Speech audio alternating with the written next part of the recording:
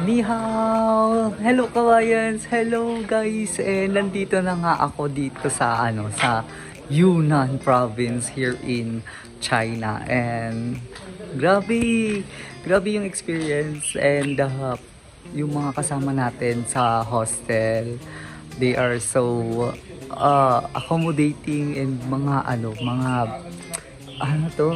very friendly. They are friendly actually. May mga ayan, ito yung hostel. It's para siyang bahay lang. Ayan. And ayan, samahan nyo ako sa pag-room tour and i-feature ko tong hostel na to and ayan.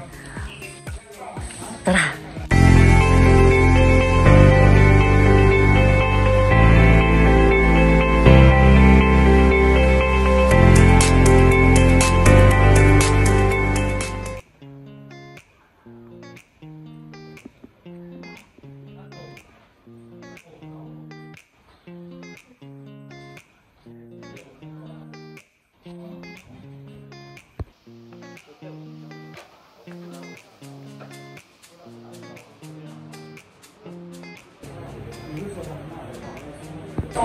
So ayan, ito yung mga lobby area.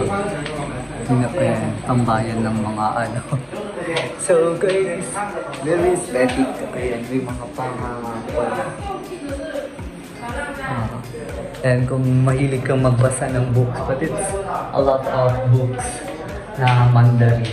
Ayan. And ito yung room natin. May shared toilet. Ayan, shared toilet. And may pwedeng pag-toothbrushan din. Ayan. So this is our room. Shared room kasi to guys. So dito ako sa baba. Diba? So may kwanunan, kumot, and kung gusto mong may ganyan, may saksakan. Tapos, ayun ko, may electric fan, hanger. Ay, may hanger naman pala dyan. Wait. Hang ko lang yung basic ko lang.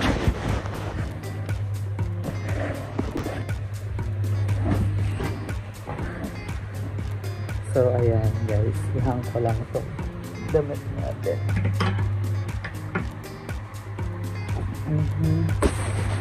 So, ayan. Ito ang pag-i-stayan natin. Diba? It's very comfortable naman din ako. Parang nasa bahay din lang naman ako.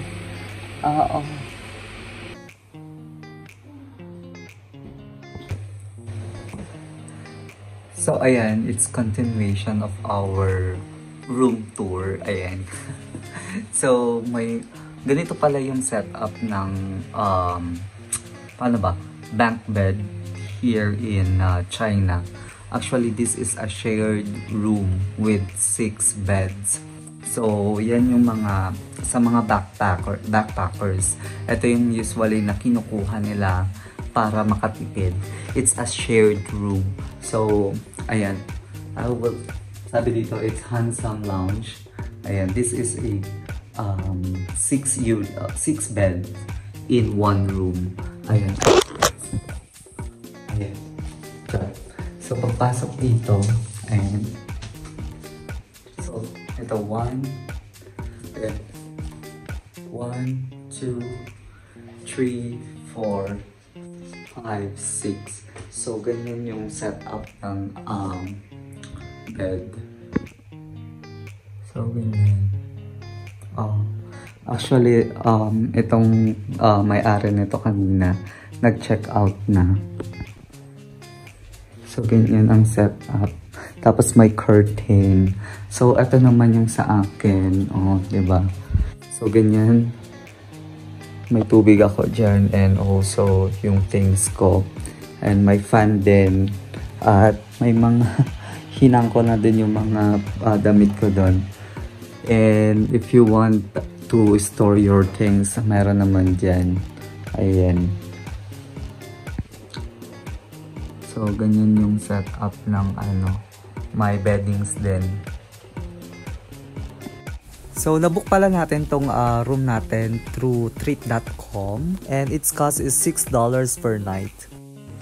And dito sa China, hindi pala, ewan ko, na culture shock na din or something na sa guest house daw, sabi ni Joe, hindi daw sila nagpro-provide ng towels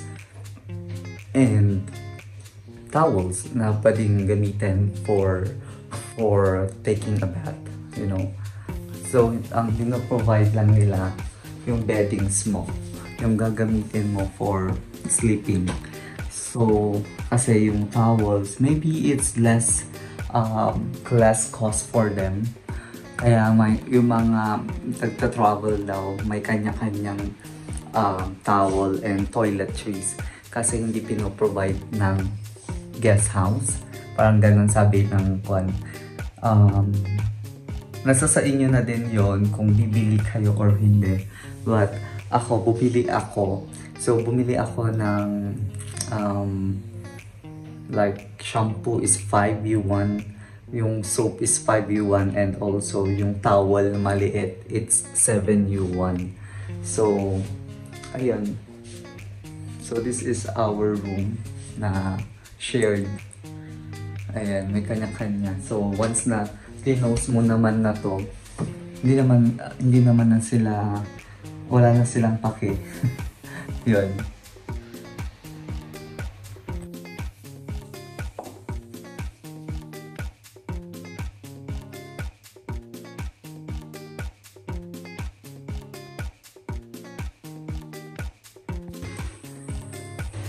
So, yun lang guys. Yun yung room tour. Nag-room tour dito sa sa dormitory type. So, thank you for watching guys. And keep supporting my channel, Bandowski Travels. Khop kun kap, khop chay lai lai, agya manak. Shishi! Bye-bye!